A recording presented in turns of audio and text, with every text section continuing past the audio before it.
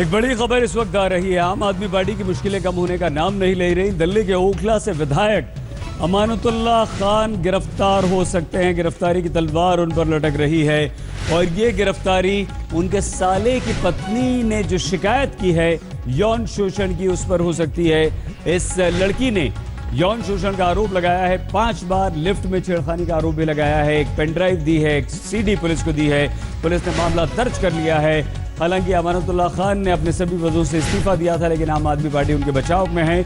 मनीष सिसोदिया ने मना कर दिया कि इस्तीफा स्वीकार नहीं किया जाएगा, लेकिन अब गिरफ्तारी हो सकती है क्योंकि जो रिश्तेदार है इनकी, उसने एक सीडी पुलिस को सौंपी है। उस सीडी में क्या है इस बारे में भी जानकारी नहीं मिल पाई है।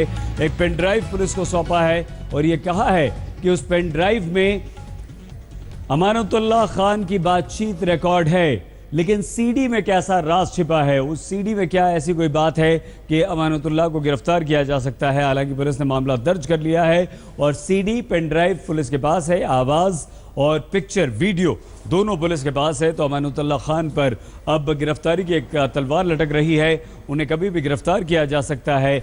आम आदमी पार्टी की मुश्किलें कम होने का नाम नहीं ले रही।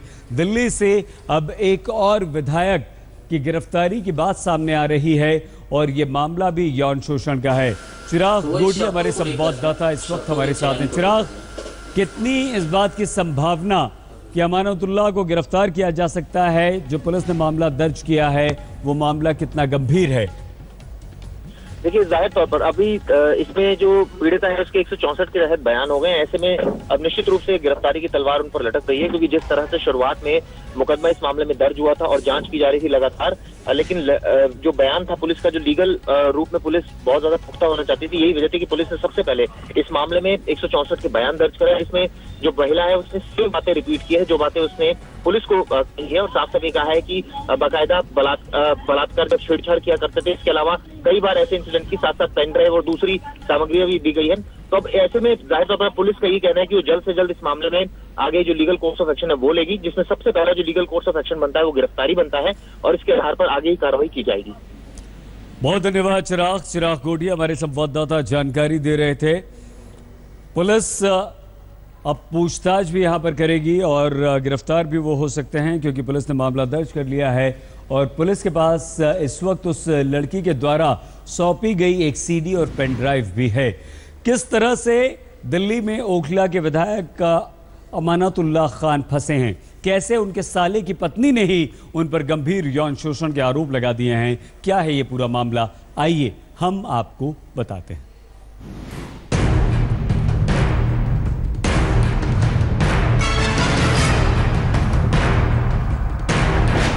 आपके एक और एमएलए पर गिरफ्तारी की तलवार। अमानतुल्लाह के खिलाफ मिली सीडी, पेन ड्राइव में है अमानतुल्लाह की रिकॉर्डिंग। हटकर राजनीति करने का दावा करने वाली आम आदमी पार्टी के एक और विधायक पर गिरफ्तारी की तलवार लटक रही है। ओखला से आप विधायक अमानतुल्लाह खान के दामन पर भी दाग नजर आ रहा है। इस बार आरोप घर में ही लगा है। अमानतुल्लाह के साले की पत्नी ने 4 साल से प्रताड़ना का आरोप लगाया है।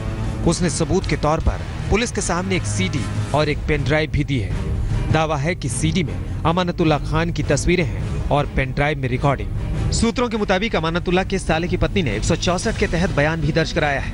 आप विधायक के खिलाफ धारा 354 यानी छेड़खानी, धारा 506 यानी धमकी देना, धारा 498A यानी दहेज उत्पीड़न, धारा 509 महिला अधिकारों का हनन और धारा 120B यानी साजिश रचने का मामला दर्ज कराया है। मामला दर्ज होने के बाद अमानतुल्लाह खान सामने आए और उन्होंने इसे अपने खिलाफ साजिश बता दिया। आशु नाम का लड़का है जो यहाँ लोकल लीडर है, वो उसने पहले जब समीना ने मुझ पर केस किया था तब भी वो आशु इन्वॉल्व था, उससे मिला। कल उसके घर पे आशु मिला, तो घर में मेरे किसी भी हर परिवार पार्टी के हैं, किस दल के हैं जिनका आप नाम ले रहे हैं, मुझे लगता है कि वो आप ले रहे हैं, मुझे लगता है कि उसका ताल्लुक कांग्रेस वालों से भी है, बीजेपी वालों से भी। आप ये कह रहे हैं कि जो आपकी साली की बीवी हैं उनको भड़का रहे हैं आपके खिलाफ? इस वक्त जो है मुस्तकिल वो टच में है उनके, और वो पूरी तरह से इसका इस्तेमाल कर रहे हैं। अमानतुल्लाह खान ने दिल्ली के सीएम और आम आदमी पार्टी के संयोजक अरविंद केजरीवाल को चिट्ठी लिखकर अपने सारे पदों से इस्तीफा देने की बात कही है।